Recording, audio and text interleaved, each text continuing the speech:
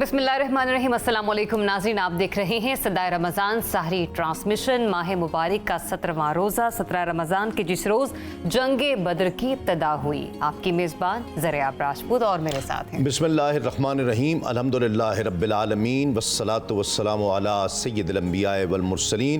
नाज़रीन किराम, अस्सलामु अलैकुम वरहमतुल्लाहि वबरकातुहू। 17 रमज़ान की स्पेशल ट्रांसमिशन सहरी की सदाए रमज़ान, और बहुत ही बड़ा दिन इस्लाम की तारीख़ में तारीख़ साज दिन है, जिसे यौमुल फ़ुरक़ान भी कहा गया है।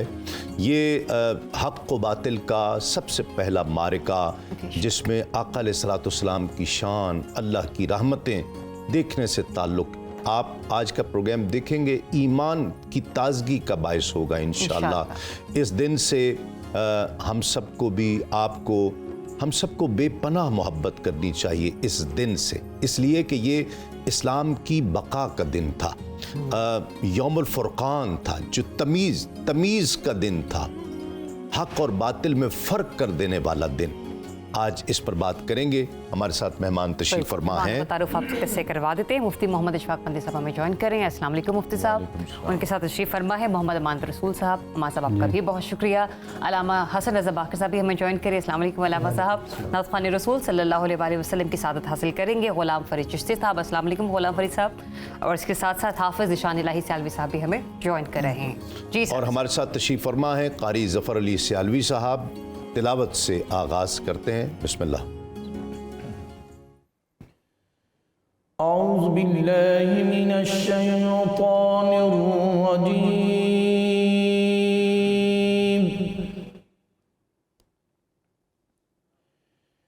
बिस्मिल्लाहिर रहमानिर रहीम।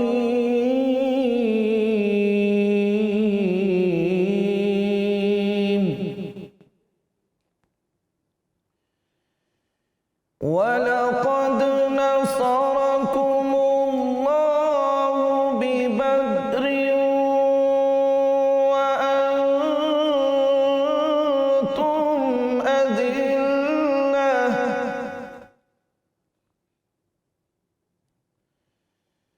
फत्तक़ुल्लाह लअल्लकुम तशकुरून।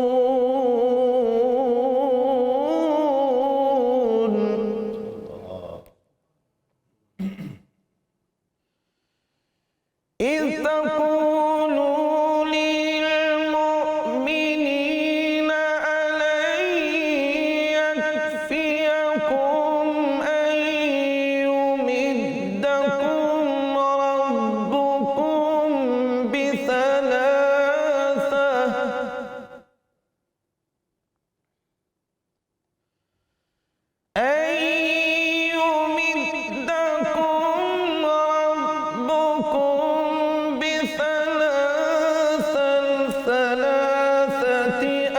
آلاف من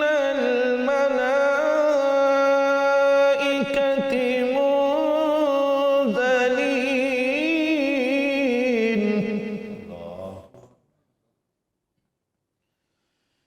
بثلاثة آلاف من الملائكة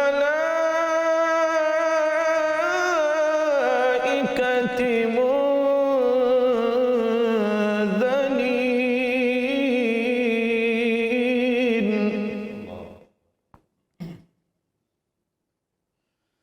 بلى إن تصبروا وتتقوا ويأتوكم من فورهم هذا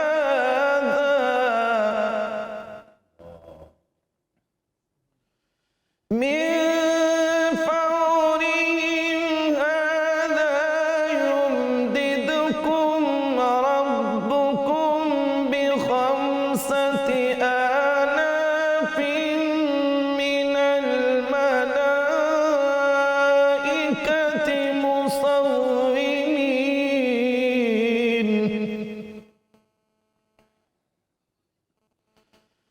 وما جعله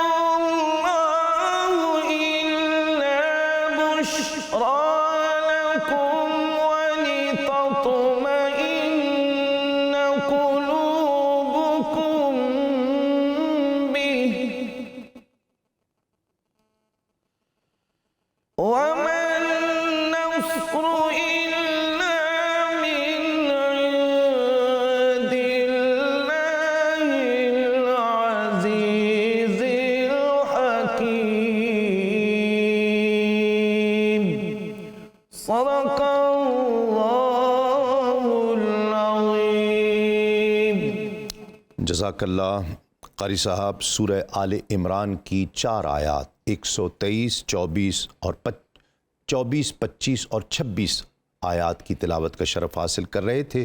ترجمہ: اور بے شک اللہ نے بدر میں تمہاری مدد کی جب تم بالکل بے سر و سامان تھے، تو اللہ سے ڈرو کہیں تم شکر گزار ہو. جب اے محبوب آپ مسلمانوں سے فرماتے تھے کیا تمہیں یہ کافی نہیں کہ تمہارا رب تمہاری مدد کرے 3000 فرشتے اتار کر؟ ہاں کیوں نہیں، اگر تم صبر و تقوی کرو اور کافر اسی دم تم پر آ پڑیں تو تمہارا رب تمہاری مدد کو 5000 فرشتے نشان والے بھیجے گا. اور یہ فتح اللہ نے نہ کی مگر تمہاری خوشی کے لیے، اور اسی لیے کہ اس سے تمہارے دلوں کو چین ملے، اور مدد نہیں مگر اللہ غالب حکمت والے کے پاس سے. اللہ العظیم نے سایہ. آج کی حدیث مبارکہ بھی حضور نبی کریم صلی اللہ علیہ وآلہ وسلم کا ارشاد پاک صحیح بخاری کی روایت کے مطابق جبریل امین نبی کریم صلی اللہ علیہ وآلہ وسلم کی خدمت میں حاضر ہوئے اور آپ سے انہوں نے پوچھا کہ بدر کی لڑائی میں شریک ہونے والوں کا آپ کے یہاں درجہ کیا ہے؟ آقا علیہ الصلوۃ والسلام نے فرمایا کہ مسلمانوں میں سب سے افضل. جبرائیل نے کہا کہ جو فرشتے بدر کی لڑائی میں شریک ہوئے تھے ان کا بھی درجہ یہی ہے. ناظرین کرام، یہ دن ہی ایسا ہے، چشم فلک نے ایسا نظارہ نہیں دیکھا ہوگا، چشم فلک نے ایسے لوگ نہیں دیکھے ہوں گے. نبیوں کے بعد یہ سب سے بڑے لوگوں کا گروہ تھا کہ جنہوں نے اپنی جان ہتھیلی پر رکھ دی.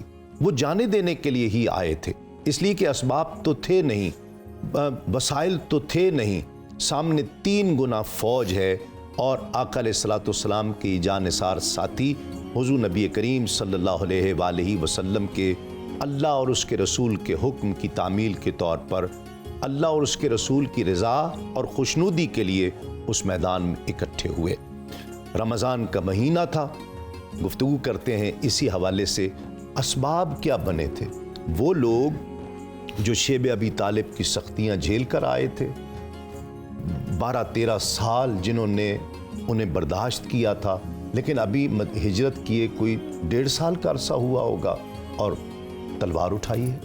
بسم اللہ الرحمن الرحیم. کروڑوں درود و سلام حضرت محمد صلی اللہ علیہ وآلہ وسلم پر اور آپ کی آل پاک پر. دیکھیں جو بدر کی لڑائی ہے یہ حضور صلی اللہ علیہ وآلہ وسلم کے کامل لیڈر ہونے پر یہ گواہ ہے. سبحان اللہ. یعنی ہر لحاظ سے سیاسی، سماجی، معاشرتی اور سپہ سالار ہونے کے لحاظ سے حضور علیہ السلام ہی کامل رہنما ہے مسلمانوں کے لیے. یہ بدر اس کو واضح طور پر بیان کرتا ہے. بے شک بے شک. یہ بدر کی لڑائی دراصل اس کے پیچھے جو ریزن ہے اور اس کا جو پس منظر ہے وہ بڑا باریک ہے، اور اس کو اسٹڈی کرنا ہر مسلمان کے لیے بہت ضروری ہے. جی ہاں.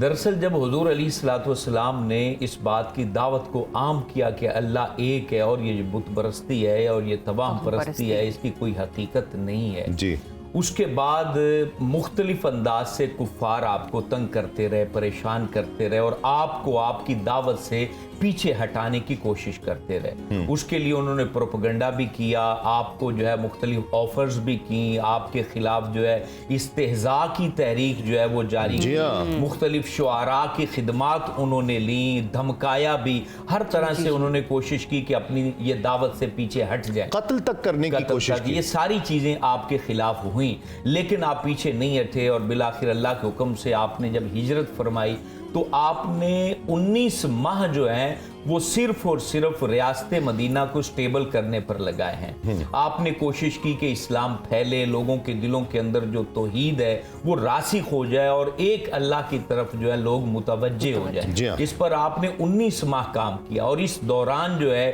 جب مدینے کو اور جدید معاشرے کو آپ اسٹیبل کر رہے تھے تو مکے کے کفار اس وقت بھی خاموش نہیں تھے.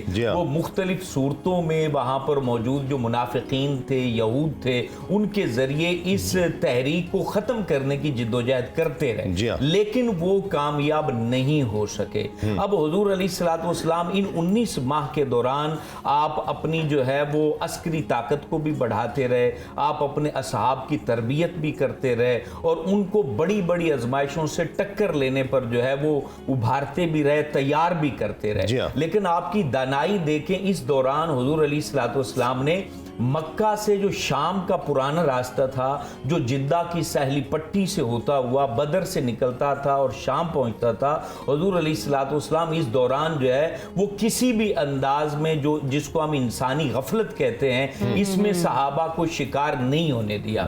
یعنی عیس کا مقام ہو، رابغ کا مقام ہو، اور وہاں سے چلتے ہوئے بیر روحا اور وہاں سے نکلتے ہوئے بدر کی جو پٹی ہے، اس پر حضرت امیر حمزہ، حضرت عبیدہ بن حارث، اسی طرح حضرت عبداللہ بن جاش، ان کی قیادت میں وہاں چیک پوائنٹ آپ جو ہے وہ قائم فرمایا کرتے تھے کہ یہاں سے جو کفار ہیں ان کے قافلے گزرتے ہیں اور کسی طریقے سے وہ مدینے کے اوپر حملہ آور نہ ہو جائے، اور پھر جو اس وقت کیونکہ سٹیبل تو ریاست نہیں تھی تو کسی طریقے سے یا مدینے کے لوگوں کو نقصان نہ اٹھانا پڑے، تو ہمہ وقت جو ہے وہ صحابہ کرام اس پٹی کے اوپر ہر وقت جو ہے وہ تیار رہتے تھے، جاسوسی کرتے تھے، پہرا دیتے تھے، اور پھر اسی دوران جو یہاں سے قافلے گزرتے تھے اس میں ایک قافلے کے ساتھ مٹ بھیڑ ہو جاتی حضرت عبداللہ بن جاش کے لشکر کی، تو وہاں پھر عمر حضرمی جو تھا اس کا جو ہے وہاں پر قتل ہوتا ہے۔ یہ پہلا کافر تھا جو اس لڑائی کے اندر مر جاتا ہے، پھر اس کی خبر مکے والوں کو پہنچتی ہے،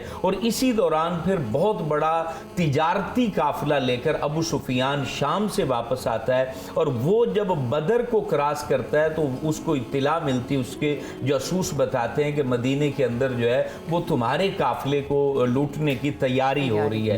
اس نے پھر اپنا نمائندہ مکے بھیج دیتا ہے، اور وہ نمائندہ جب مکے میں پہنچتا ہے تو وہ اپنی چادر کو پھاڑ دیتا ہے اور دور سے وہ شور کرنا شروع کر دیتا ہے کہ تمہارا قافلہ لوٹ لیا گیا ہے، قیمتی سامان تمہارا جو ہے وہ مسلمانوں نے قبضے میں کر لیا ہے، جلدی جلدی جو ہے وہ بدلے کے لیے تیار ہو جاؤ۔ اور اسی دوران پھر شیطان جو تھا وہ سراقہ بن مالک خشعم کی جو ہے وہ صورت میں مکے میں آتا ہے اور ان کو کہتا ہے کہ بھائی تمہارا جو ہے نا یہ اتنا بڑا حملہ کر دیا ہے محمد بن عبداللہ نے، تو تم یہاں بیٹھے ہوئے ہو۔ تو اس دوران پھر وہ سارے لوگ وہاں پر اکٹھے ہوتے ہیں، اونٹ اکٹھے کیے جاتے ہیں، سارے سردار جو ہیں شرابیں اکٹھی کرتے ہیں اور وہاں یہ عہد و پیمان کرتے ہیں کہ اب جب تک مدینے میں جتنے بھی انصار اور مہاجرین ہیں ان کو ہم ختم نہیں کر لیں گے تو واپس نہیں لوٹیں گے۔ پھر اس طریقے سے یہ 1000 کا لشکر جو ہے وہ مکہ پاک سے مسلمانوں سے بدلہ لینے کے لیے، حالانکہ یہ حملہ ہوتا نہیں ہے، یعنی مسلمانوں نے ان کے قافلے کو لوٹا نہیں ہوتا ہے، وہ تو نکل گیا تھا، قافلہ تو نکل جاتا ہے۔ ادھر سے رابغ کی طرف یہ جب قافلہ 1000 کا لشکر نکلتا ہے، ادھر سے پھر ابو سفیان چونکہ بدر سے آگے مکے کی طرف پرامن نکل چکا تھا، وہ پیغام بھیجتا ہے کہ میں بالکل محفوظ ہوں، لہٰذا اب تم واپس مکہ چلے جاؤ، لڑنے کی کیا ضرورت ہے۔ لیکن اس ٹائم ابو جہل یہ متکبرانہ جملے بولتا ہے کہ میاں اب تو ہم جو ہے ان کو تہس نہس کر کے واپس لوٹیں گے، ان کو ماریں گے، ختم کریں گے، وہاں شراب پئیں گے، جشن منائیں گے، پھر واپس آئیں گے۔ ویسے ہم واپس آنے والے نہیں، یہ اسباب تھے جس سے بدر کی لڑائی جو ہے۔ ڈاکٹر صاحب یہ فرمائے گا، ایک طرف 313 مسلمان، دوسری طرف کفار کا 1000 کا لشکر، اس کے باوجود جیت یقینی بنی مسلمانوں کی۔ کیا ہم لوگ اگر تاریخ کی طرف جاتے ہیں تو ہمیں صورتحال نظر آتی ہے، یہ جو واقعات آگے بڑھتے چلے جائیں گے، کہ غزوہ بدر کو باقی تمام غزوات پر بڑی فوقیت، بڑی اہمیت دی جاتی ہے؟ یہ اس کی بنیادی وجہ ایک تو یہ ہے کہ یہ اسلام اور کفر کا پہلا معرکہ تھا، اور دوسری بات یہ ہے کہ اسلام کے جو بنیادی تصورات ہیں اور عقائد ہیں اس کی بھی وضاحت یہاں سے ہی ہوتی ہے، غزوہ بدر سے۔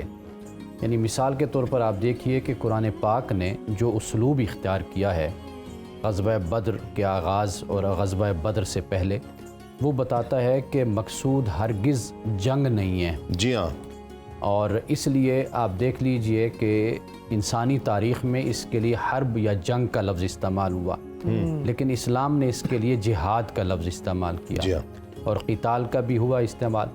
لیکن جس انداز سے قرآن پاک نے اس بات کو بیان کیا ہے اس سے معلوم ہوتا ہے کہ ہرگز اس کا مقصد کوئی مال اور دولت کو لوٹنا یا لوگوں کو اپنا مغلوب کرنا، مفتوح کرنا یا لوگوں کو ذلیل کرنا، یہ ہرگز اسلام کے پیش نظر نہیں ہے۔ یعنی مثال کے طور پر دیکھیے کہ اسلام جن لوگوں کو، اصحاب کو جنگ میں اتارتا ہے، میدان میں اتارتا ہے، ان کے لیے پہلے کس طریقے سے قرآن پاک تربیت کا اہتمام کرتا ہے۔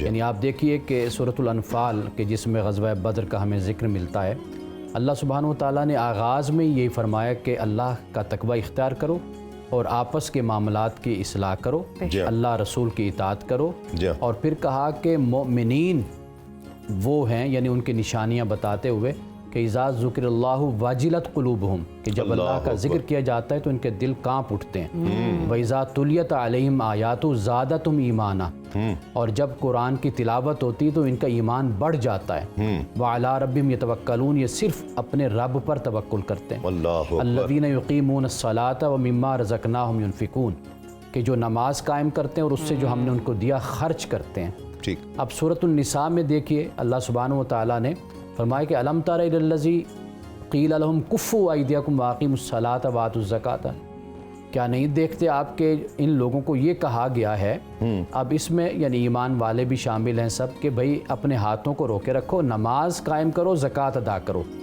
اور پھر اللہ کے اس حکم کا انتظار کرو کہ اللہ تمہیں حکم دے کہ بھئی اب تم نے جنگ کرنی۔ اب آپ یہ دیکھیے کہ پہلے کیا اسلوب اور کیا انداز اختیار کیا جاتا ہے، یعنی جنگ میں اتارے جانے والوں کی باقاعدہ تربیت کی گئی، ان میں رحم دلی پیدا کی گئی، ان میں عدل پیدا کیا گیا، ان میں شجاعت و بہادری پیدا کی گئی، ان میں حکمت عملی پیدا کی گئی، انہیں بتایا گیا کہ بھئی خام خواہ سے خون کسی کا نہیں بہانا، کسی کی عزتیں نہیں لوٹنی، باغات کو اجاڑنا نہیں ہے، ویران نہیں کرنا، بوڑھوں کو قتل نہیں کرنا، بچوں کو نہیں مارنا۔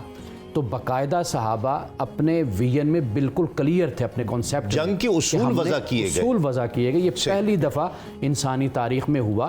ورنہ تو یہ کہا جاتا تھا کہ جی جنگ میں سب کچھ جائز ہے، محبت اور جنگ میں سب کچھ جائز ہے، اس کی نفی کی ہے اسلام نے۔ جی بالکل ایسا۔ قبلہ جو تجارتی شاہراہ تھی اس میں مسلمانوں کی دلچسپی کس وجہ سے تھی زیادہ؟ جو شام کا قافلہ جا رہا تھا تو وہاں دلچسپی کیا تھی جس کی وجہ سے پھر یہ سلسلہ آگے بڑھتا ہے؟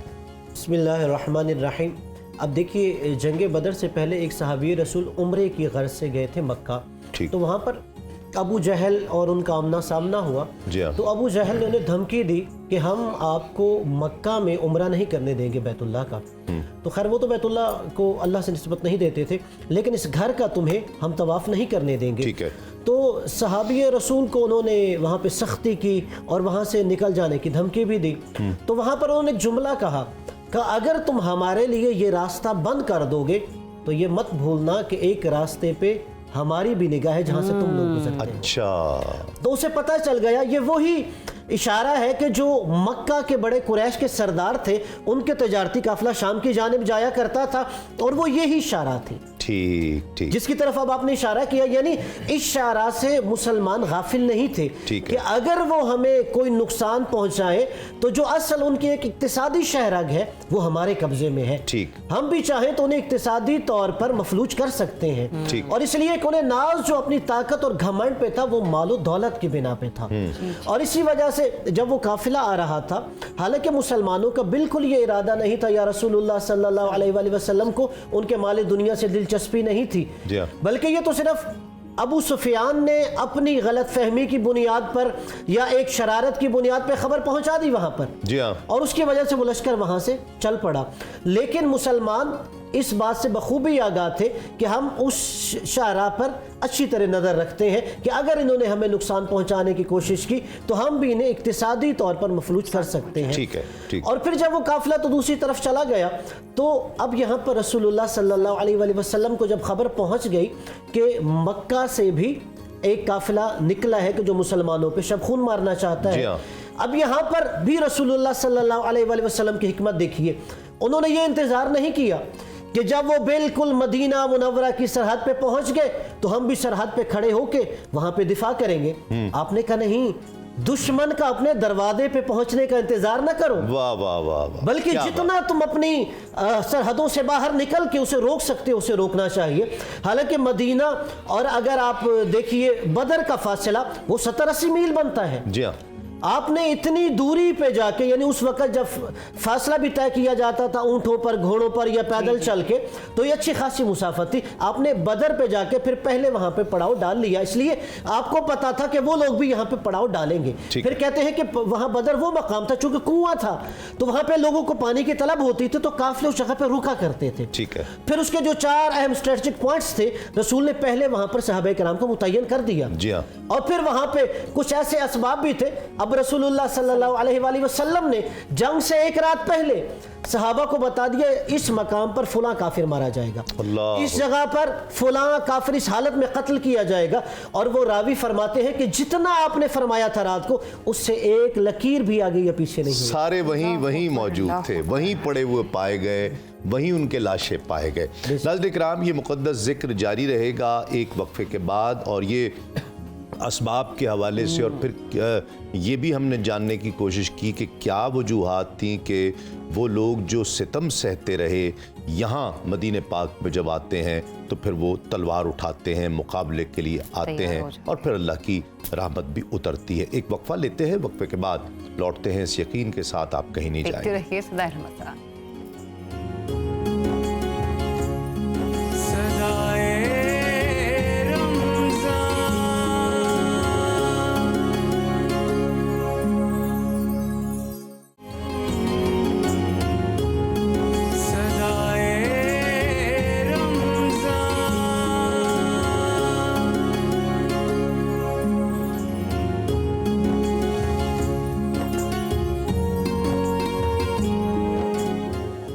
जी वेलकम बैक वंस अगेन। सदाए रमज़ान सहर ट्रांसमिशन हमारी जारी है और गुफ्तगू हो रही थी इससे पहले जंग बदर के हवाले से, उस पर मज़ीद दोबारा गुफ्तगू का सिलसिला आगे बढ़ाएंगे, लेकिन उससे पहले गुलाम फरीद चिश्ती साहब आपकी तरफ।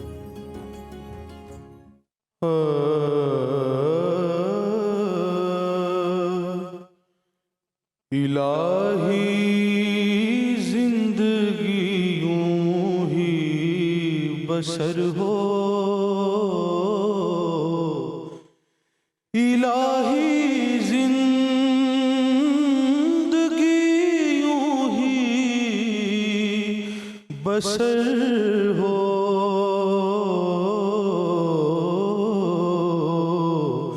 नबी का दर्द हो मेरा जिगर हो, नबी का दर्द हो मेरा जिगर हो,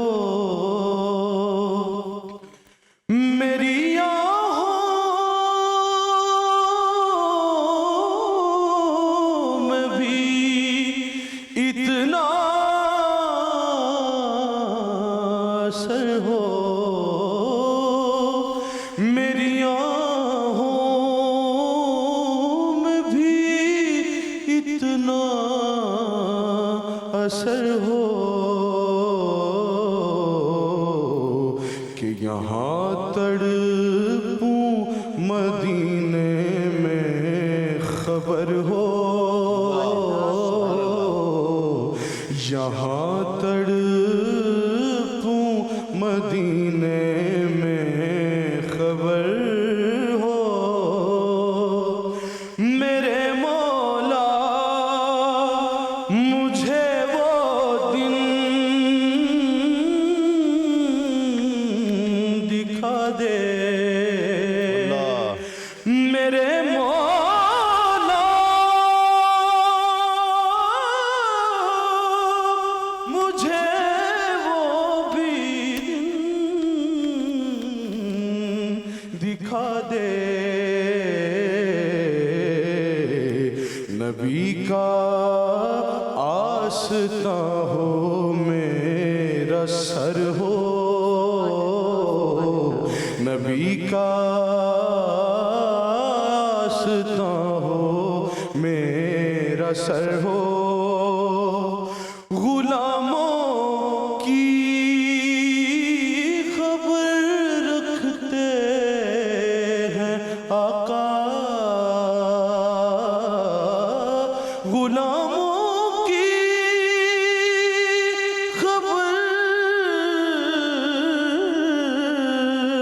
रखते हैं आका,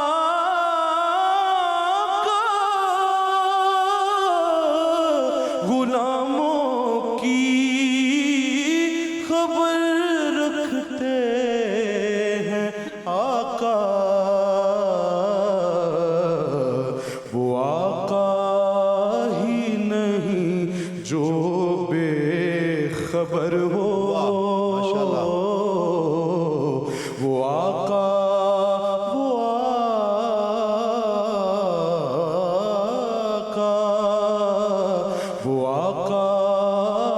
ही नहीं जो बेखबर हो। चला जाऊं गुबार राह बनकर, चला जाऊं गुबार राह बनकर, जो किस्मत में मदीने का सफर हो, इलाही जिंदगी यूं ही बसर हो। नबी का दर्द हो मेरा जिगर हो। वाह वाह वाह, सुभान अल्लाह। मुफ्ती साहब, सीरत निगारों ने जहाँ ये वाक़या लिखा है उसका एक एक लफ्ज़, एक एक जुमला इंतहाई रूप परवर है, तो उसके मनाज़र, वो उसकी मंजर कशी कर ही नहीं सकते वो अल्फाज। लेकिन जिस तरफ अल्लामा साहब ने इशारा फरमाया कि जहाँ जहाँ आका अलैहिस्सलाम ने फरमाया वहाँ वहाँ उनकी लाशें पड़ी हुई थीं, क्या कहते हैं? देखिए, जब बदर को हम स्टडी करते हैं तो ईमान बड़ा मजबूत हो जाता है। जी हाँ। और जो गैब की खबरें हुजूर सल्लल्लाहु अलैहि वसल्लम ने अपनी उम्मत को अता की, उसके ऊपर और यकीन बढ़ता है। वाह। और मुसलमान अपने आप को तैयार करने पर जो है वो आमादा होता है कि आखिरत के लिए हुजूर अलैहिस्सलाम ने जो जो अमाल फरमाए हैं उन पर अमल करें ताकि वो सारा अजर तुम्हें अता किया जाए। अब बदर के मैदान के अंदर दोनों फौजें पहुंच चुकी हैं। अब मक्के वालों ने अपनी हिकमत अमली और अपनी अक्ल व दानिश के मुताबिक जो है वो ऐसी जगह का इंतखाब किया जो चटियल थी, ताकि जो है वहाँ पर बड़ी आसानी से रहा जाए। और हुजूर अलैहिस्सलाम ने जिस जगह का इंतखाब किया तो वहाँ रेत थी और वो रेगिस्तानी कैफियत का पहाड़ था। तो वहाँ वो सभी कह रहे थे कि जब हवा चलेगी तो इनको पता चलेगा कि इन्होंने जहाँ खैमे लगाए हैं वो ठीक नहीं है। और इतने में हुजूर सल्लल्लाहु अलैहि वसल्लम की दुआएं वो ज़ाहिर सी बात है मकबूल हैं, बारिश बरसती है और वो जितनी रेत थी वो बैठ जाती है। वहाँ पर चलने वाली जो हवा है वो और मुसलमानों को मसरूर करती है और कुफ़ार जो हैं वो उनकी तरफ फिसलन हो जाती है। हुजूर अलैहिस्सलाम रात के वक्त, ये ज़ाहिर सी बात है मदीने से बदर एक बहुत लंबा सफ़र है, तो मुसलमानों पर अल्लाह ताला गुनूदगी जो है वो तारी कर देता है, वो सो जाते हैं। और हुजूर अलैहिस्सलाम सारी रात जो है वो अल्लाह के हुजूर सजदा रेजी में गुजारते हैं और अल्लाह करीम से एक ही बात करते हैं, मालिक मैं मुट्ठी भर अपने गुलामों को तेरे हुजूर ले आया हूँ, अगर आज इनको ख़त्म कर दिया गया तो क़यामत तक तेरा नाम लेने वाला ज़मीन पर कोई नहीं होगा। और फिर इसी तरीके से हज़रत अबू बकर सिद्दीक जो है हुजूर अलैहिस्सलाम के कंधे पर हाथ रखते हैं और अर्ज़ करते हैं, आका आपको अल्लाह रब्बुल आलमीन ने हमेशा इज़्ज़त अता फरमाई है और कामयाबी आपका ही मुकद्दर है। सुबह जब लड़ाइयाँ होती हैं तो फिर अजीबो गरीब मंजर होता है। अमर हदरमी का भाई पहले मुकाबले में आता है, वो मार दिया जाता है। फिर उतबा आता है, उसको हजरत अली मुर्तज़ा शेर खुदा की तलवार काट के रख देती है। फिर शैबा आता है, वो भी ख़त्म कर दिया जाता है। हजरत अमीर हमज़ा के सामने जो आता है उसको भी जो है ना वो वास्ले जहन्नम कर देते हैं। इस तरीके से फिर अबू जहल को मारने के लिए अल्लाह ताला, जी हाँ, ये वाक़या जो है ये ख़ास मैं इस पर हम डिटेल से बात करना चाहेंगे कि अबू जहल और ख़ास तौर पर अबू जहल और उमैया, ये जो दोनों को वासिल बजहन्नम किया गया, ये बड़ा ईमान अफरोज़ है। कलाम शामिल करते हैं। जी आप साहब बिस्मिल्लाह।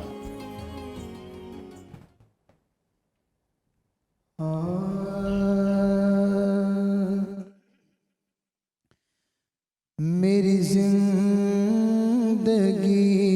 का تجھ سے یہ نظام چل رہا ہے میری زندگی کا تجھ سے میری زندگی کا تجھ سے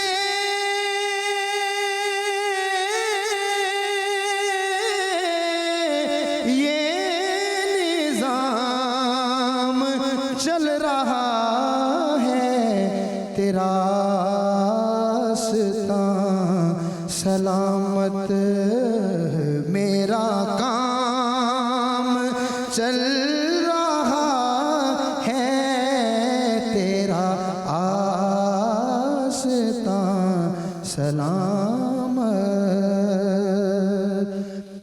نہیں عرش و فرش پر ہی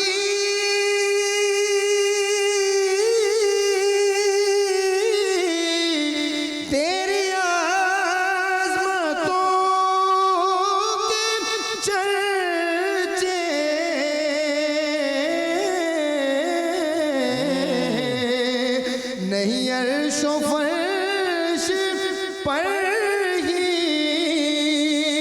تیری عظمتوں کے چرچے تہ خاک بھی لحد میں تیرا نام چل رہا ہے تہ خاک بھی لحد میں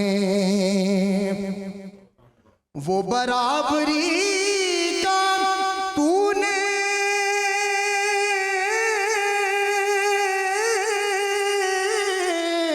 دیا درس آدمی کو کہ غلام ناقہ پر ہے اور امام چل رہا ہے کہ غلام ناقہ پر ہے اور امام چل رہا ہے میری زندگی کا تجھ سے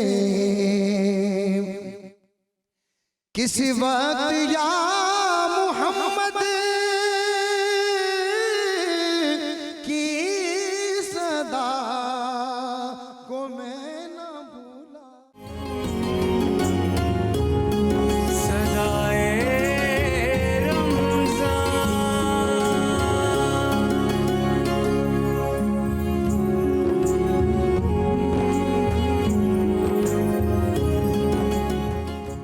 ویلکم بیک ونس اگین صدائے رمضان سحر ٹرانسمیشن ہماری جاری ہے. سیگمنٹ ہے بڑا خاص, تذکرہ ہوگا سنہری بات کا اور ڈسکس کیا جائے گا آج سفید لباس. صابری صاحب اس کی اہمیت اجاگر کریں گے اور ہمیں بتائیں گے کہ سفید لباس پہننے کی خاصیت کیا ہے, انسان کس طرح سے محسوس کرتا ہے جب بھی اس کلر کا انتخاب کرتے ہیں, اس کی سلیکشن کرتا ہے. بڑا ہی پاکیزہ سمجھا جاتا ہے اس رنگ کو. تو اس کی ڈیٹیلز کی طرف تو ہم آگے بڑھیں گے, لیکن اس سے پہلے صابری صاحب غلام فرید چشتی صاحب آپ کی طرف آئیں. بسم اللہ.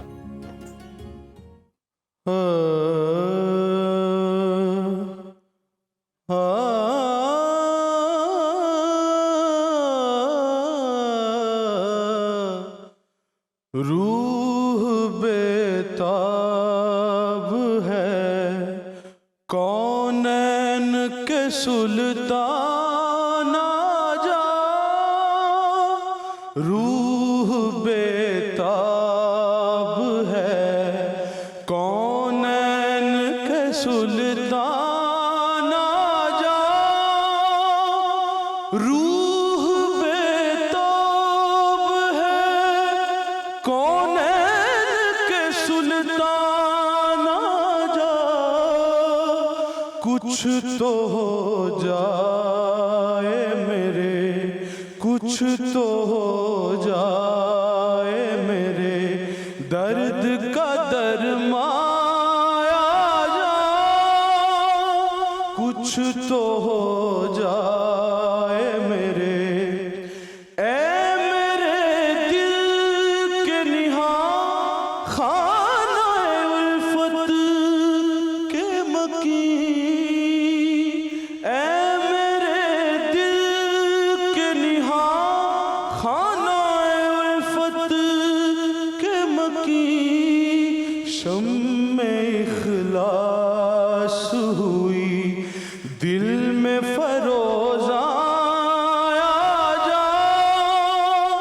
شم میں اخلاص ہوئی دل میں فروزاں آ جا سنا ہے آپ ہر عاشق کے گھر تشریف لاتے ہیں میرے گھر میں بھی ہو جائے چراغ یا رسول اللہ روح بیتاب ہے کونین کے سلطان آ جا غم کی ظلمت سے ہے تاریک شبستان حیات غم کی ظلمت سے ہے تاریک شبستان حیات میرے غم خانے میں ہے میرے غم خانے میں ہے اے ماہ درخشاں آ جا روح بیتاب ہے کونین کے سلطان آ جا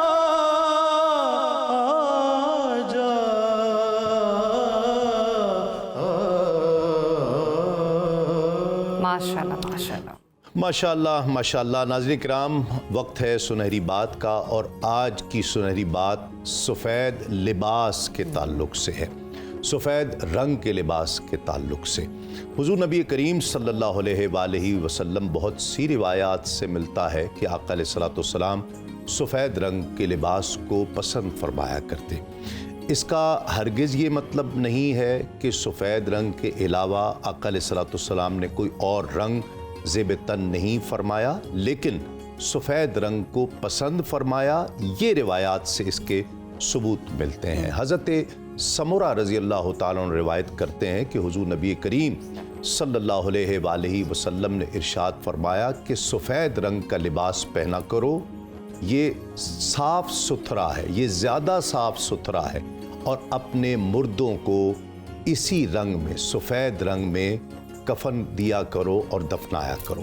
ایک اور حدیث پاک میں حضور نبی پاک صلی اللہ علیہ وآلہ وسلم کا ارشاد پاک ہے کہ مسجدوں میں بھی اور قبروں میں بھی اللہ سے ملاقات کے لیے سفید رنگ سب سے زیادہ بہترین ہے۔ گویا آقا علیہ الصلوۃ والسلام نے سفید رنگ کو انتہائی پسند فرمایا ہے لباس کے تعلق سے۔ اب جو رنگوں پر ریسرچ کرنے والے، ماحول پر اور روشنی پر، ان سب چیزوں پر ریسرچ کرنے والے، وہ اس بات کو تسلیم کرتے ہیں کہ سفید رنگ میں ایسی خصوصیات ہوتی ہیں کہ وہ سورج کی شعاؤں کو اپنے اندر جذب نہیں کرتا، بلکہ اسے لوٹاتا ہے، اپنے آن سے اس کو منع کرتا ہے، اسے روکتا ہے اور دور کرتا ہے۔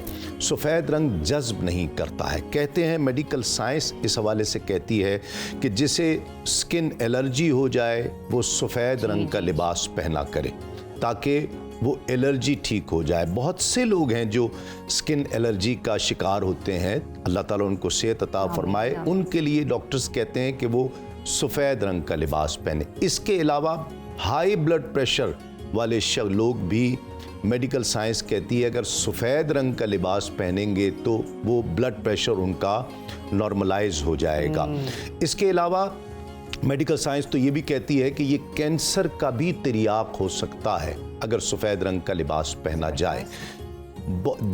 اس سے دماغ روشن ہوتا ہے، سفید رنگ کا لباس پہنا ہو تو ایک تاثیر اس کی آپ کو اپنے دماغ میں بھی محسوس ہوتی ہے۔ اس کے علاوہ فلوریڈا کی ایک لیبارٹری میں یہ بھی ٹیسٹ کیا گیا اور یہ ریسرچ کی گئی کہ ان خطوں میں کہ جہاں گرمی بہت زیادہ پڑتی ہے، سورج کی تپش بہت زیادہ ہوتی ہے، ان کی چھتوں پر اگر سفید رنگ کا کلر کر دیا جائے یا چونا لگا دیا جائے تو وہ گھر اس سورج کی تپش سے بہت زیادہ حد تک محفوظ رہ سکتے ہیں۔ ایک ریسرچ، اسی ریسرچ میں یہ بھی شامل ہے کہ سفید رنگ گھروں کے اوپر چونا کر دینے سے 21% ایئر کنڈیشن کی परफॉर्मेंस बेहतर हो जाती है। तो नाज़रीन किराम, इस कदर इसके फ़वाइद बताए गए हैं। ये बात हमें मेडिकल साइंस आज बता रही है। मेरे आका ने हमें ये बात आज से 1400 साल पहले बता दी थी। क्या बात है सरकार दो आलम सल्लल्लाहु अलैहि वसल्लम की कि फैलाए हुए गोशाए दामान तजस्सुस, फैलाए हुए गोशाए दामान तजस्सुस साइंस मोहम्मद का पता पूछ रही है। नाज़रीन किराम, कलाम शामिल करते हैं। हाफिज़ ज़ीशान इलाही सियालवी हमारे साथ तशरीफ़ फरमा है। बिस्मिल्लाह। साए में तुम्हारे हैं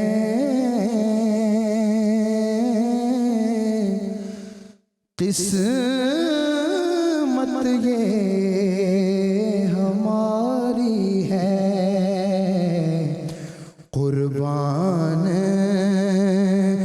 दिलो जानम क्या शान तुम्हारी है, कुर्बान दिलो जानम क्या शान तुम्हारी है। क्या पेश करूं आका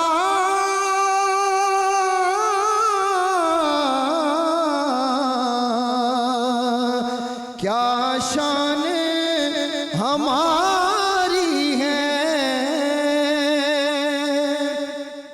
क्या पेश करूं आका क्या चीज हमारी है। ये दिल भी तुम्हारा है, ये जान भी तुम्हारी है, ये दिल भी तुम्हारा है, ये जान भी तुम्हारी है। नक्शा तेरा दिलकश है,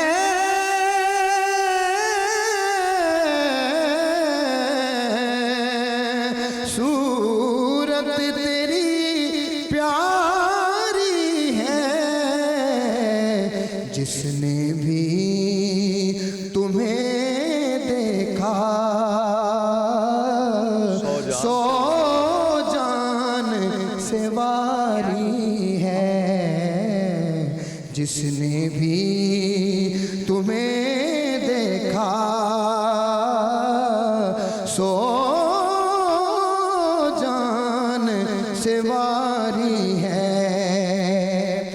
गो लाख बुरे हैं हम कहलाते तुम्हारे हैं, सुभान अल्लाह। एक नजरे करम करना ये अर्ज हमारी है, कुर्बान दिलो जानम क्या शान तुम्हारी है। वाह वाह, माशाअल्लाह। नाज़रीन किराम, एक मुख्तसर सा वक्फ़ा लेंगे। वक्फ़ा हेडलाइंस का है। आप हेडलाइंस देखिए, हेडलाइंस के बाद लौटते हैं तो ये मुक़द्दस तज़किरा जारी रहेगा एक वक्फे के बाद। देखते रहिए सदाए रमज़ान।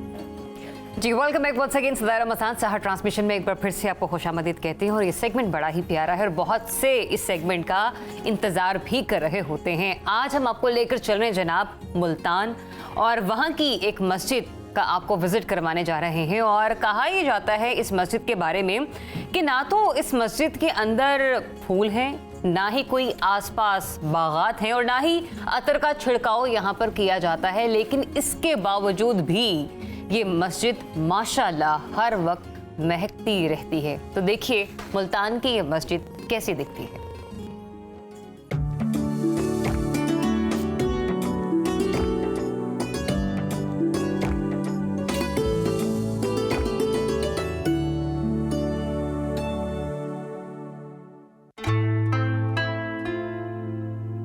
दो कनाल रकबे पर मुहित हैसन आगाही बाजार में वाक़े मस्जिद फूल हट, जहां हर सू फूलों की दीदा ज़ेब खुशबू फैली है।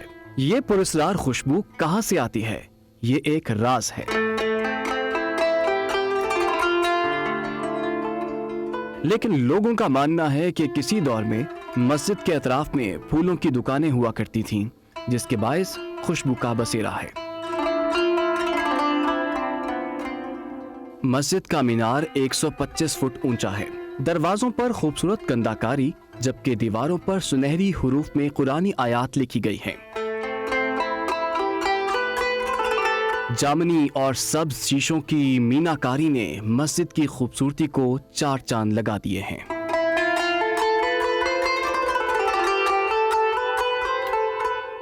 कदीमी मस्जिद को खस्ताहाली के बायस 1979 में जदीद अंदाज में मुरम्मत किया गया, जिस पर कमोबेश 20 लाख रुपए लागत आई।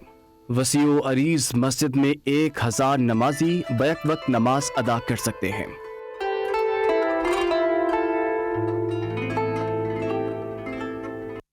माशाल्लाह माशाल्लाह, बड़ी ही प्यारी मस्जिद और ये बड़ा ही प्यारा सेगमेंट साबिर साहब कि जिस वक्त इस सेगमेंट या किसी भी मस्जिद को हम विजिट कर रहे होते हैं तो सभी मेहमानों की दिलचस्पी काबिल दीद होती है और सभी फिर एक दूसरे से मुख्तलिफ जो इन लोगों ने मस्जिदें विजिट कर रखी हैं उसके बारे में डिस्कशन हो रही होती है। साबिर साहब, आपने ज़िंदगी में बहुत सारी मसाजिद का विजिट किया होगा, ऐसी कोई ख़ास मस्जिद जो आपके दिल में घर कर गई हो? एक मस्जिद आएगी अभी, वो गुजरात में है, वो बड़ी शानदार मस्जिद है। वो आपको बहुत पसंद आई? बहुत पसंद आई और वो बनाने वाले से भी मैं वाकिफ था, वो बड़े बाकमाल शख्सियत थे, वो भी आएगी। और इसके अलावा जितनी मसाजिद अभी तक दिखाई गई हैं वो सब अपने अपने नायाब मसाजिद थी। बेशक बेशक ऐसा ही। चलिए जी जरा सियालकोट की तरफ बढ़ते हैं। वहाँ से कॉलर है अली रज़ा साहब जिनके ख्वाब की ताबीर जो है फरमानी है साबरी साहब ने। अच्छा साहब साहब, आप वो ये देख रहे हैं कि ख्वाब में उन्हें कोई मुसाफा कर रहा है, सलाम कर रहा है कोई उन्हें, तो इसकी ताबीर क्या होगी? अच्छा अली रज़ा साहब, ये ख्वाब अच्छा है, इसकी ताबीर अच्छी है। अल्लामा इब्न सिरीन रहमतुल्लाह ताला अलैह, हज़रत इब्राहिम किरमानी रहमतुल्लाह अलैह और हज़रत इमाम जाफ़र सादिक़ अलैहिस्सलाम ने इसकी तीनों हस्तियों ने इसकी ताबीर अच्छी कही है। अच्छा, इसमें 3 सूरतें हो सकती हैं। इन्होंने नहीं बताया कि सलाम कौन कर रहा है, तो अगर कोई दोस्त है जिसे जानते हैं, ताल्लुक़ है, तो उस दोस्त से इनका ताल्लुक़ और अच्छा हो जाएगा, मजबूत और खैर हो जाएगी, उससे नफ़ा भी होगा, उससे खैर मिलेगी इनको। और अगर कोई ऐसा शख्स इनको सलाम कर रहा है जिससे इनकी नहीं बनती है, मतलब ये जानते हैं कि ये मेरा दुश्मन है, इससे मेरी बनती नहीं है, ये मुझे कहीं ना कहीं चीट करेगा, तो इस ख्वाब की ताबीर तब ये हो जाएगी कि वो शख्स इनका दोस्त हो जाएगा। अच्छा जी हाँ। और अगर कोई ऐसा शख्स इनको सलाम कर रहा है जिसको देखा है इन्होंने कि जिसे ये जानते ही नहीं है, कोई भी शख्स है जिसे ये नहीं जानते हैं, तो इसका मतलब ये है, इसकी ताबीर ये होगी कि वो शख्स जो है कोई भी मुसाफिर शख्स होगा या कोई इनका ना आशना हो जाएगा, वो दोस्त बन जाएगा।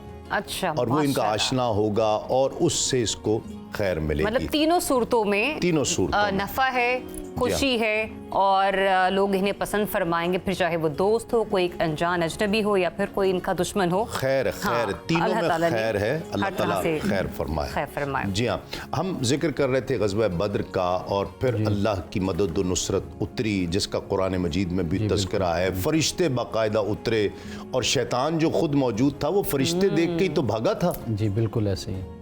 सूरतुल अनफाल में اس کا اللہ تعالیٰ نے ذکر کیا اور اس کے علاوہ دیگر اور صورتوں میں بھی، سورۃ آل عمران میں بھی ہمیں اس کا ذکر ملتا ہے۔ یہ جو اللہ سبحانہ و تعالیٰ نے فرمایا کہ لقد نصرکم اللہ ببدر وانتم اذلہ، کہ تم کمزور تھے یا بے سر و سامان تھے تو اللہ تعالیٰ نے تمہاری مدد کی۔ جی، تو اللہ سبحانہ و تعالیٰ کی بات جو ہے اس میں تو کوئی تبدیلی نہیں ہے، وہ بالکل حق بات ہے، اور اللہ نے اپنے پیغمبر صلی اللہ علیہ وسلم کی اور صحابہ کی اس جماعت کی مدد بھی فرمائی، یعنی 3000 فرشتوں کو اتارا گیا، پھر وہ 5000 کا بھی ذکر ملتا ہے۔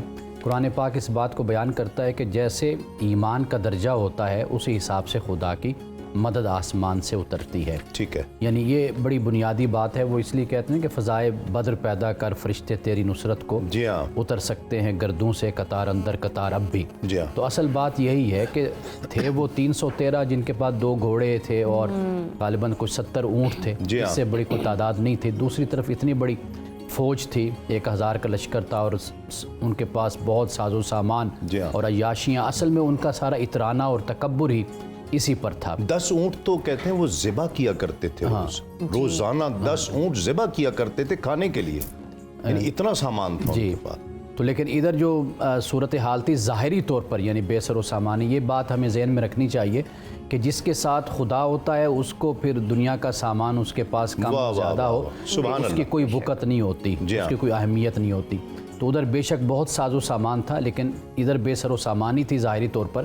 لیکن ایک تو رسول اللہ صلی اللہ علیہ وسلم کی قیادت ہے کہ جس کو پیش نظر رکھنا چاہیے، اور ڈاکٹر حمید اللہ جو بہت بڑے سیرت نگار تھے، انہوں نے رسول اللہ صلی اللہ علیہ وسلم کی جو عسکری زندگی ہے، یعنی بحیثیت سپہ سالار، اس پر بہت کچھ لکھا ہے۔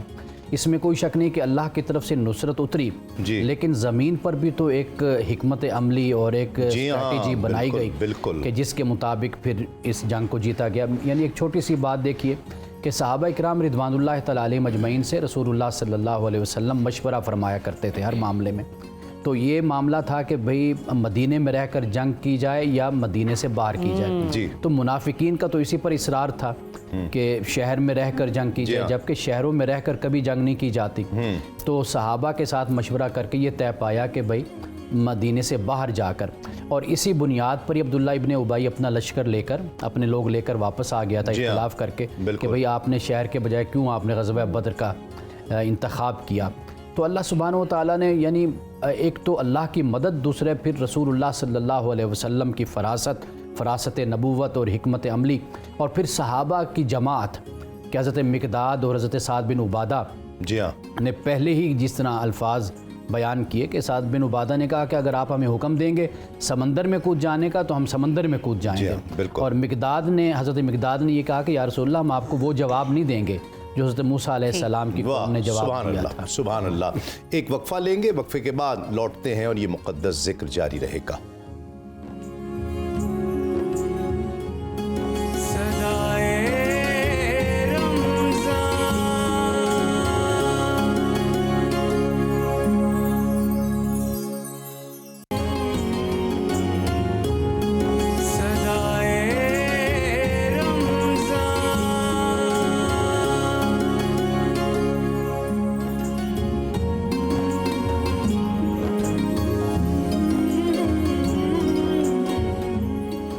جی تو ویلکم بیک ونس اگین۔ مقابلہ اذاں اور اذان فجر کی سعادت حاصل کی ماشاءاللہ قاری اقبال سعیدی صاحب نے۔ آگے بڑھتے ہیں، غلام فرید چشتی صاحب کلام شامل کریں گے۔ کافی ہے قبلہ اعظم چشتی صاحب کی چند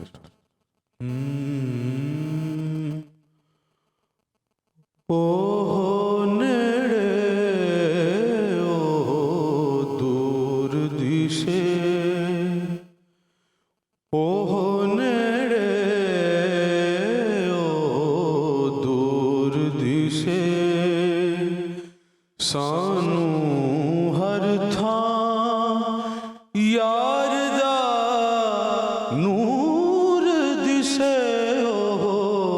نیڑے دور دسے مینوں ایک دسدا تینوں لکھ دسدا مینوں نیڑے تے تینوں وکھ دسدا ਇੱਕ ਦਿਸਦਾ ਤੈਨੂੰ ਲੱਖ ਦਿਸਦਾ ਮੈਨੂੰ ਨੇੜੇ ਤੇ ਤੈਨੂੰ ਵੱਖ ਦਿਸਦਾ ਤੇਰੀ ਅੱਖੀਆਂ ਵਿੱਚ ਫਤੂਰ ਦਿਸੇ ਤੇ ਸਾਨੂੰ ਹਰ ਥਾਂ ਯਾਰ ਦਾ ਨੂਰ ਦਿਸੇ ਉਹ ਨੇੜੇ ਉਹ ਦੂਰ ਦਿਸੇ ਜਦ ਰਮਜ਼ ਇਸ਼ਕ ਦੀ ਖੁੱਲ ਜਾਵੇ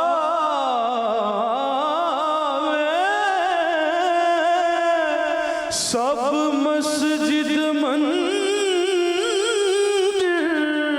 ਭੁੱਲ ਜਾਵੇ ਜਦ ਰਮਜ਼ ਇਸ਼ਕ ਦੀ ਖੁੱਲ ਜਾਵੇ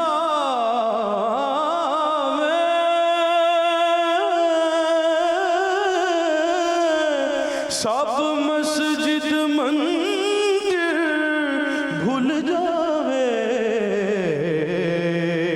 ਫਿਰ ਹਰ ਪਾਸੇ ਨੂਰੋਂ ਨੂਰ ਦਿਸੇ ਸਾਨੂੰ ਹਰ ਥਾਂ ਯਾਰ ਦਾ ਨੂਰ ਦਿਸੇ ਉਹ ਨੇੜੇ ਉਹ ਦੂਰ ਦਿਸੇ ਤਾਹੀਂ ਆਜ਼ਮ ਰੋਸ਼ਨ ਸੀਨਾ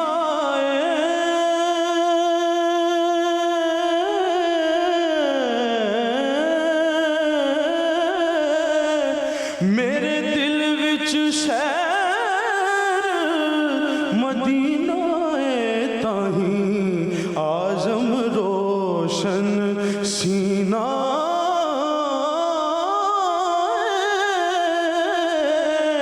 ਮੇਰੇ ਦਿਲ ਵਿੱਚ ਸ਼ਹਿਰ ਮਦੀਨਾ ਏ ਮੈਨੂੰ ਘਰ ਵਿੱਚ ਕੋਹੇ ਤੂਰ ਦਿਸੇ ਸਾਨੂੰ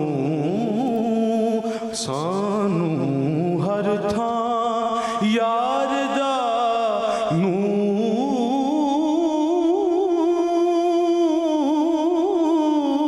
ਦਿਸੇ वाह ਉਹ ਨੇੜੇ ਉਹ ਦੂਰ ਦਿਸੇ माशाअल्लाह माशाअल्लाह। अल्लामा साहब, जो बड़े बड़े मुतकब्बिरीन थे मुशरिकीन मक्का के, वो देखा कि किस तरह से कत्ल हुए। अबू जहल था, उतबा, शैबा, ये सब, और उमैया बिन खल्फ किस तरह से कत्ल हुए हैं। अब देखिए, जैसे ये कुफ्र और इस्लाम का पहला मारिका होने के साथ यहाँ पर कुफ्र का सर निगू भी हो रहा था। वाह, वो वाह, वाह। जो इंतहाई मुतकब्बिरा अंदाज में आ रहे थे, जब वो वापस जा रहे थे तो उन्हें अपनी हैसियत का पता चल गया था।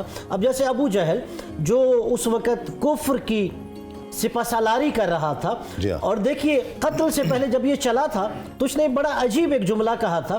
इसने कहा कि जो आपका खुदा है, वो जो बुत उन्होंने उज़्ज़ा बनाया हुआ था, कहा उसे भी एक ऊँट पे बिठा लो। कहा ये जंग के मैदान में हमारा खुदा होगा तो हमारी मदद करेगा। और इसने एक नफ्सियाती हरबा भी किया। इसने कहा जाओ मुसलमानों के लश्कर के सामने ये नारा बुलंद करो कि नहमिलुल उज़्ज़ा वला उज़्ज़ा लकुम, हमारे पास उज़्ज़ा जैसा खुदा मौजूद है जंग के मैदान में, तुम्हारे पास तो उज़्ज़ा जैसा खुदा ही कोई नहीं। तो इससे उसने नफ्सियात पस्त करने की कोशिश की। तो रसूलुल्लाह सल्लल्लाहु अलैहि वसल्लम ने हज़रत अली अलैहिस्सलाम को बुला के कहा जाओ काफिरों के नारे का जवाब दो।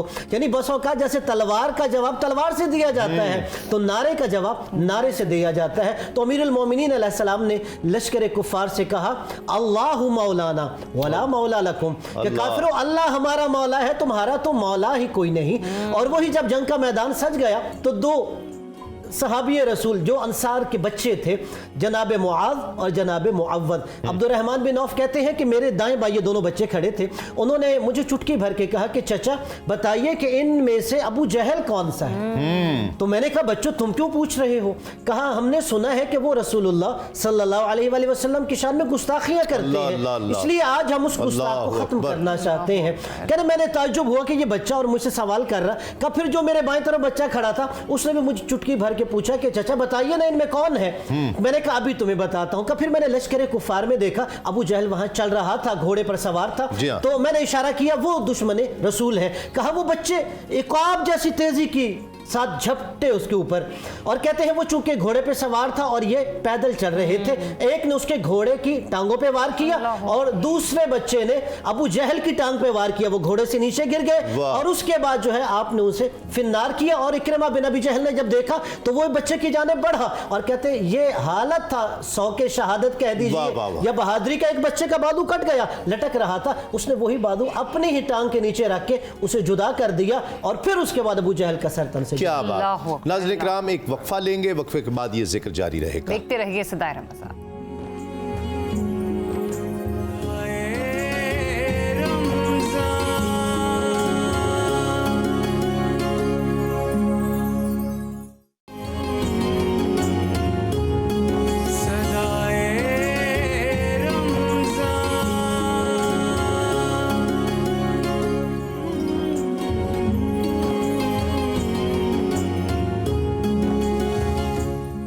جی ویلکم بیک ونس اگین. اور صدائے رمضان سحر ٹرانسمیشن میں آج کا جو ہمارا ٹاپک ہے وہ ہے غزوہ بدر, اور ایسے ایسے واقعات سننے کو مل رہے ہیں کہ یقین جانیے رونگٹے کھڑے ہو جاتے ہیں. ابھی بریک پر جانے سے پہلے علامہ صاحب نے ایک واقعے کی طرف, ایک ہلاکت کی طرف جو ہے وہ روشنی فرمائی. مفتی صاحب ابو جہل کی ہلاکت کو ہم نے ڈسکس کیا, اب امیہ بن خلف کی ہلاکت کی طرف اگر ہم بڑھیں تو وہ واقعہ بھی فرما دیجئے کہ وہ صورتحال کیا تھی. دیکھیں بدر کی لڑائی کے اندر تکبر پسپا ہو رہا تھا اور عاجزی کو اللہ تعالیٰ بلندیاں عطا فرما رہا تھا. اور جیسا کہ اللہ رب العالمین نے اس دن کو یوم الفرقان بھی کہا کہ اس وقت گندگی, نجاست اور پاکی کے درمیان اللہ تعالیٰ جو ہے نا وہ حد فاصل قائم فرما رہا تھا اور حق جو ہے وہ واضح ہو رہا تھا.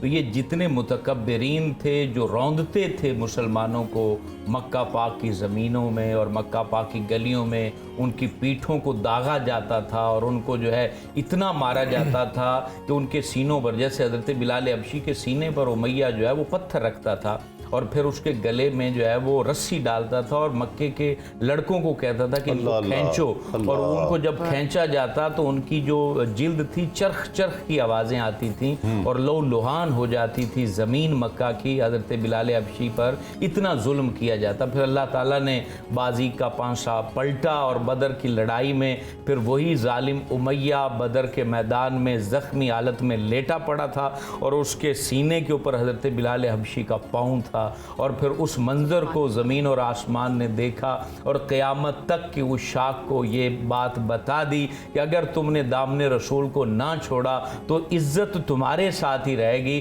اور جو ذلیل ہوگا وہ وہی ہوگا کہ جس نے دامن رسول کو چھوڑ دیا اور حضور علیہ السلام کے مخالفین میں کھڑا ہوا. اور پھر ان کو قتل کیا گیا. یہ تمام سردار جو تھے, ان میں سب سے زیادہ جو قتل ہوئے وہ حضرت علی المرتضیٰ شیر خدا کرم اللہ تعالیٰ وجہ الکریم کی تلوار سے 35 کافر جو ہے وہ قتل ہوئے تھے. آپ حیران ہوں گے حضرت علی کی شجاعت اور ان کی قربانیاں دیکھیں کہ یہ 2 ہجری کے رمضان میں ہی آپ کا نکاح بھی ہوا ہے حضرت سیدہ کائنات کے ساتھ.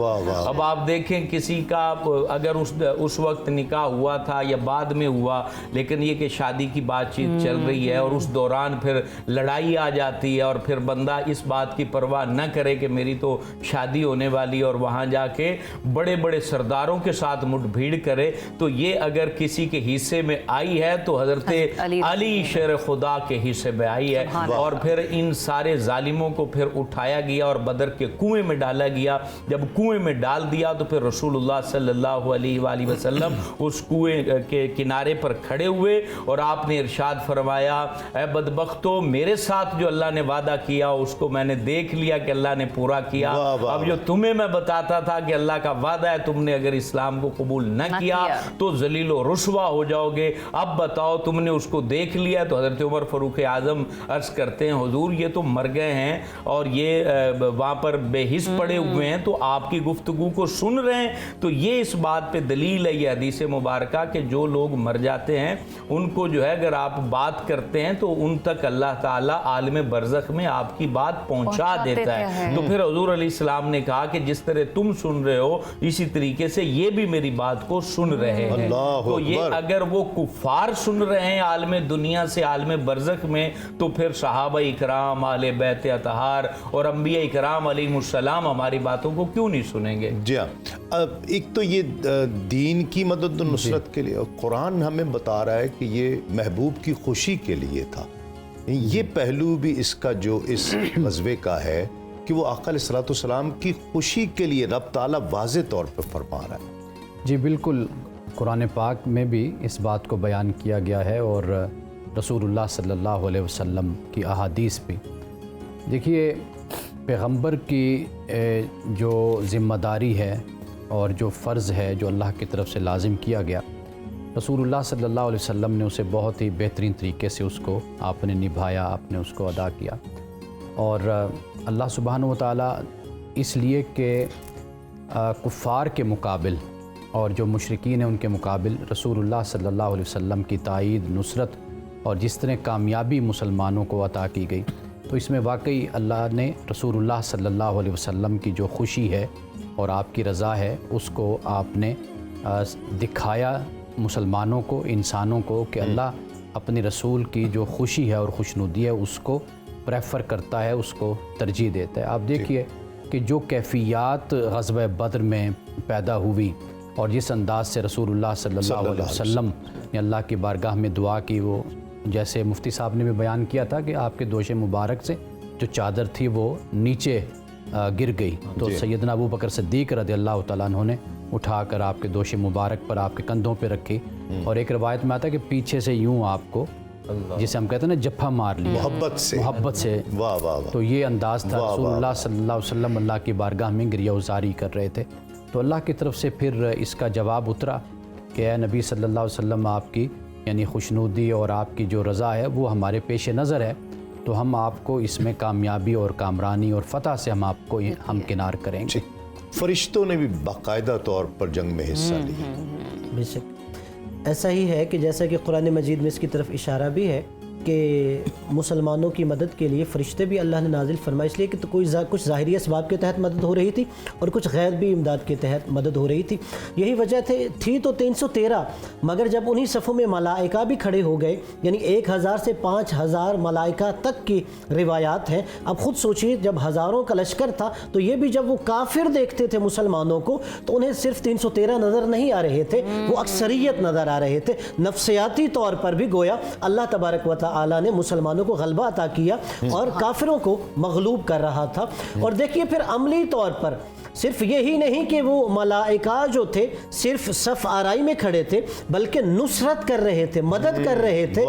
यही वजह है कि जब शैतान ने, जो मौजूद था वहाँ काफिरों के लश्कर में, जब उसने मलाइका के उतरते हुए देखा तो उसने फौरन कहा कि मेरा तुमसे कोई वास्ता नहीं है। वो पुष्ट फेर के वहाँ से चला गया और उसने कहा कि जो मेरी आंखें देख रही हैं वो तुम लोगों की आंखें नहीं देख रही। और देखिए, अगर टाइम हो तो मैं एक बात, एक चीज़, मैं एक गुजारिश जो करना चाह रहा हूँ वो चाहता हूँ कि नाज़रीन तक पहुँचे। एक तो जो कुफार थे उनका मोराल था कि ये कुछ भी नहीं है, जो वो समझ रहे थे कि उनके पास कुछ था ही नहीं। दूसरा ये चीज़ मैं जो सोचता हूँ कि ये मोराल डाउन करने की कभी की वजह बनी कि ये लोग तो जाने देने के लिए आए हुए हैं, इनके पास तो न तलवारें हैं न, ये चीज़ खौफजदा भी करती थी कुफार को। एक तरफ जहाँ ये देखते थे कि इनके पास है ही कुछ नहीं, हमारे पास तो तलवारें, घोड़े, नेज़े सब कुछ है, और ये दरख्तों की टहनियों से लड़ रहे हैं, तो ये एक खौफजदा करने वाली भी चीज़ थी कि ये तो अपनी जान की परवाह किए बगैर आ गए हैं यहाँ पे।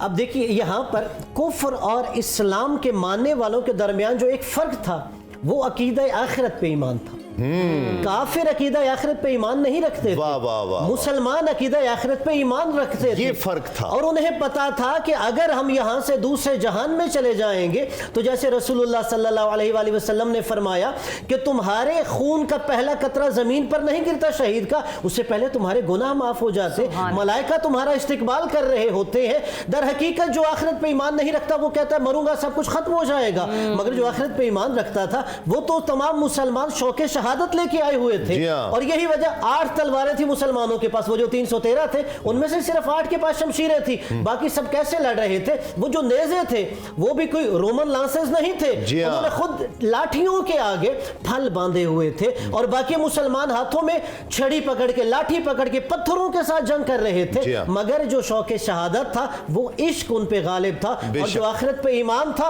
वो कह रहा था जिंदगी अहम नहीं होती, अपने मकसद के लिए जीना और जान देना अहम होता है। और मंजर बड़ा खूबसूरत था। सहाबाई किराम ने सबसे पहले हुजूर के लिए छप्पर बनाया था, हाँ जी। जिसको अरबी में अरीश कहते हैं। ये मोराल डॉन जो काफरों का था वो इस वजह से भी था कि हुजूर अलैहिस्सलाम को वो आगे नहीं काफिर मुसलमान ला रहे थे काफरों के सामने। यानी हुजूर के लिए वहाँ जहाँ मस्जिद अरीश है वहाँ हुजूर अलैहिस्सलाम को कहा हुजूर आप यहाँ तशरीफ लाएं और हम आपकी आंखों के सामने आपकी रिजा और रब की रिजा पर अपनी गर्दनें पेश करेंगे। और हुजूर अलैहिस्सलाम वहाँ से देख रहे थे और अल्लाह के हुजूर दुआ कर रहे थे, और वो कह रहे थे यार ये कैसी बात है कि सिपा सलार को ये बिल्कुल आगे नहीं आने दे, और हैं भी 313। इससे उनके अंदर बड़ा खौफ पैदा हो चुका था। अच्छा, आखिरी बात, वक्त भी अब मुख्तसर रह गया, तीनों अहबाब से ये जो ख़ास तौर पर गैर मुस्लिम इस चीज़ पर इतराज़ करते हैं और इल्ज़ाम लगाते हैं कि जी इस्लाम जो है वो तलवार से फैला है, तो जंगें जब पढ़ा जाए तो वो तो मुसल्लत की गई हैं, क्या कहते हैं इस हवाले से? देखिए, जहाँ तक इस्लाम के फैलने का ताल्लुक है तो वो अखलाक़ हसना और बेहतरीन उसूलों से फैला है। जहाँ भी मुसलमान गया है उसने वहाँ पर गैर मुस्लिमों की हेल्प की है, जिससे वो मुतासिर होकर मुसलमान हुए। जहाँ तक जंगों का ताल्लुक है तो जंगे बदर, वहाँ से मक्का से काफिरों ने 1000 के लश्कर के साथ हमला किया तो दिफा में हुजूर पाक तशरीफ ले गए। जंगे ओहद बदर में वो खुद अपने करतूतों से मारे गए तो उसका बदला लेने के लिए ओहद में आ गए, तो फिर हुजूर पाक ने दिफा किया और उनके साथ वहाँ पर लड़ाई हुई। फिर खंदक जो है वो ओहद में जो पसपाई हुई उसका फिर मजीद बदला लेने के लिए कि अब तो हम इनको ख़त्म कर देंगे, तो खंदक के लिए वो लड़ने आए। आप एक भी तारीख में ये नहीं उठा कर देखेंगे कि हुजूर पाक हिजरत करके आए हूँ और यहाँ से असला इकट्ठा किया और जाके मक्के वालों पर हमला करके उनको मार दिया, ऐसा कुछ भी नहीं। किबला क्या फरमाते हैं? जब देखिए, पहली बात तो ये है कि मुसलमानों को अगर कोई बरतरी हासिल थी ना कुफ़ार पे, मुशरिकीन पे, यहूद व नसारा पे, वो बरतरी अखलाक की बरतरी हासिल थी। जी, हम पहले इस पर बात कर चुके कि इस्लाम ने अपनी जमात की तरबियत की, रसूलुल्लाह सल्लल्लाहु अलैहि वसल्लम ने सहाबा की तरबियत की। जंग तो पेश नज़र थी ही नहीं, उसूल वज़ा करते हैं। बुनियादी बात थी तरबियत, कुरान पाक ने उसको बयान किया। अब वो तरबियत इस तरह फरमा दी गई कि अमन का ज़माना हो तो फिर भी अदल और इंसाफ के साथ, जंग का ज़माना हो तो फिर भी अदल और इंसाफ। तो इसलिए ये कहना कि तलवार से इस्लाम फैला, हाँ देखिए जहाँ पर जंग का वक्त आया तो ऐसा नहीं है कि मुसलमानों ने फिर पीठ दिखाई हो, मुसलमानों ने डट के मुकाबला किया है। तो जंग दिफाई है या नहीं है, असल बहस ये नहीं है। असल बात ये है कि जिस वक़्त जो सूरत हाल बनी उस वक़्त मुसलमान खड़े हुए। अब देखिए, जो कहा जाता है कि तलवार से इस्लाम फैला है, चूंकि वो जब हमारे अंदर एक आइडियोलॉजी जिहाद की देखते हैं कि जो इस्लाम का हुक्म है, इस वजह से एतराज़ किया जाता है। और उसके पीछे जो लॉजिक और फ़लसफ़ा जिहाद का वो क्या है कि ये फितना और फसाद के ख़ात्मे के लिए है। ये चीज़ अहम है। अगर वो फितना और फसाद हमारी सरहद तक पहुँच गए, हम यहाँ पर ख़त्म करेंगे। और अगर बेशक इस्लामी सरहदों से दूर, जैसे खैबर के यहूदी वो खैबर में साजिशें कर रहे थे, तो रसूल उस फितने के खात्मे के लिए खुद खैबर तक चले गए थे। इस्लाम ये चाहता है कि जहां पर भी फितना और फसाद रखा जाए, अगर उसे खत्म करने के लिए तलवार निकालनी पड़े तो फिर उस फितने के खात्मे के लिए तलवार निकालना भी ऐन ऐसे ही है जैसे इंसान के जान का तहफ़्फ़ुज़ करना है। और इसलिए जहां पर सूरतुल हज में आयत नाजिल हुई जिहाद के शरी होने के लिए, वहां पर सिर्फ मुसलमानों की इबादत गाहों के तहफ़्फ़ुज़ की बात नहीं है, वहां पर दीगर अदियान की इबादत गाहों के तहफ़्फ़ुज़ की भी बात है कि अगर ये जिहाद ना होता तो मुसलमानों की इबादत गाहों के साथ यहूद की इबादत गाहें, नसारा की इबादत गाहें और इसी तरह साबीन की इबादत गाहें, ये सब तबाह बर्बाद हो जाएंगी। सही, बहुत शुक्रिया तीनों उलमाए किराम मोअज़्ज़ज़, और जितनी शानदार गुफ्तगू हुई, बहुत शुक्रिया हाफिज़ ज़ीशान इलाही सियालवी साहब, गुलाम फरीद चिश्ती साहब। हाफिज़ साहब आखिर में कलाम पेश करेंगे। नाज़रीन किराम, बात यह है कि ये ज़िक्र ऐसा है, इतना रूह परवर है, जब भी पढ़ा जाए, जब भी सुना जाए, रूह ताज़ा होती है और जी चाहता है कि ये गुफ्तगू होती रहे। ये इस्लाम की शान और शौकत का दिन था, ये इस्लाम के वक़ार का दिन था, अल्लाह रब्बुल इज़्ज़त का अपने महबूब से मोहब्बत का इजहार था। मौला कायनात, वैसे तो ये 313 जितने थे ये सब के सब इंतहाई कीमती लोग हैं, इंतहाई। चश्मे फलक ने, मैंने आगाज़ में भी जुमला कहा, मैं हम इस पर ईमान रखते हैं कि चश्मे फलक ने इससे ज़्यादा कीमती लोग न देखे होंगे न देखेगा। इससे बड़े लोग नबियों के बाद कायनात में नहीं आए हैं। ये 313 वो थे जो अपनी जानें निछावर करने। आका अलैहिस्सलाम की कैफियत, मौला कायनात 35 कत्ल, 35 लोगों को कुफार को वासिल बजहन्नुम किया। मौला कायनात फरमाते हैं कि मैं कई बार दिन में जो अरीश बनाया गया था आका अलैहिस्सलाम का, वहाँ हुजूर नबी करीम सल्लल्लाहु अलैहि वसल्लम को देखने के लिए जाया करता था, फ़िक्रमंदी से कि कहीं आका को कोई तकलीफ़ न पहुँच जाए। मैं गया, जब देखा तो आका अलैहिस्सलाम या हय्यो या क़य्यूम का विर्द कर रहे हैं और यही दुआ कि मौला आज फ़तो नुसरत अता फरमा, आज फ़तो नुसरत अता फरमा। ये 313 हैं। अगर आज शिकस्त हो गई तो कायनात पर तेरा नाम लेने वाला कोई बाकी न रहेगा। मौला कायनात फरमाते हैं कि मैं वापस आकर मैदान में फिर जंग में शरीक हो गया, बहुत देर तक लड़ता रहा, कईयों को कत्ल किया, वापस फिर उसी फिक्र के साथ हुजूर की खिदमत में हाजिर हुआ और उस अरीश में देखने के लिए मैंने फिर उसी कैफियत में आका अलैहिस्सलाम को देखा कि आंखों मुबारक में आंसू हैं और यही दुआ है कि मौला आज कामयाबी दे दे, आज कामयाबी दे दे। फरमाते हैं कि मैं फिर मैदान में आया, फिर जंग की, फिर कुछ देर बाद जाकर देखा, कहा सारा दिन सारी रात यही कैफियत रही आका अलैहिस्सलाम की कि आंखों से आंसू जारी हैं और अल्लाह का नाम सर बुलंद हो जाए, दीन इस्लाम का झंडा सर बुलंद हो जाए। बस यही फ़िक्र आका अलैहिस्सलाम को दामनगीर किए हुए और आका अलैहिस्सलाम यही दुआ करते रहे कि मौला आज फ़तो नुसरत अता फरमा। 313 ये ना रहे तो तेरा नाम लेने वाला कोई बाकी नहीं रहेगा। नाज़रीन किराम, फिर रब ने फ़तो नुसरत उतारी है, इस तरह उतारी है कि फिर दुनिया ने देखा है आका अलैहिस्सलाम की शान व शौकत, हुजूर की मोहब्बत, अल्लाह रब्बुल इज़्ज़त की रहमतों का नुज़ूल होता है, फरिश्ते कतार दर कतार आते हैं, जंग होती है और मुसलमान फतह याब होते हैं। और ये दर्स भी मिलता है कि जब अल्लाह रब्बुल इज़्ज़त की शान पर, उसकी कुदरत पर यकीन कामिल कर लिया जाए तो आका अलैहिस्सलाम के ग़ुलाम किसी भी मैदान में नाकाम नहीं लौटते हैं। इंशाअल्लाह शाम में भी इफ्तार के प्रोग्राम में भी बाकी ज़िक्र भी होगा, जो कैदी लाए गए थे उनके साथ आका अलैहिस्सलाम ने कैसा सलूक किया, ये तमाम चीज़ें इंशाअल्लाह इफ्तार के प्रोग्राम में इसी ताल्लुक़ से डिस्कस की जाएंगी। तब तक के लिए ज़रियाब राजपूत और तस्लीम अहमद साबरी को इजाज़त दीजिए। अस्सलामु अलैकुम तस्लीमात।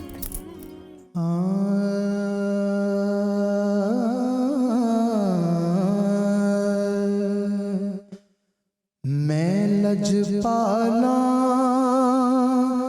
दे लड़ लगियां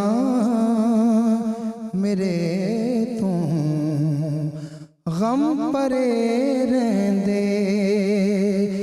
मैं लजपाला दे लड़ लगियां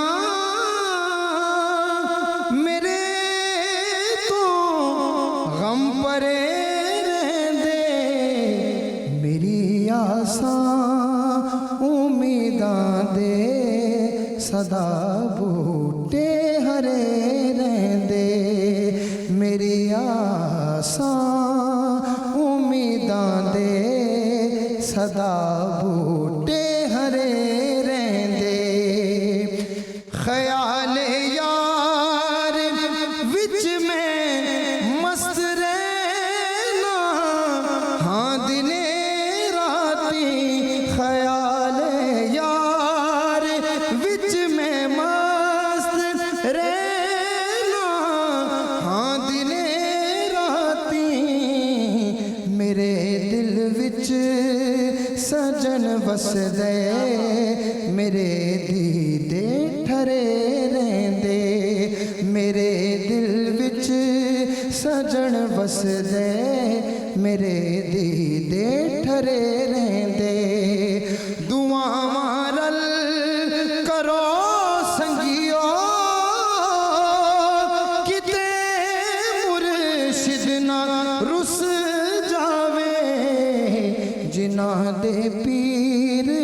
रुस जांदे ओ जिउंदे ही मरे रहंदे जिन्हां दे पीर रुस जांदे ओ जिउंदे ही मरे रहंदे नियाज़ी मैनू गम कादा मेरी निस्बत है लासानी नियाज़ी मैनू गम कादा मेरी निस्बत है लासानी किसे दे रैण जो बन के कसम रब दी खरे रहंदे किसे दे रैण जो बन के कसम रब दी खरे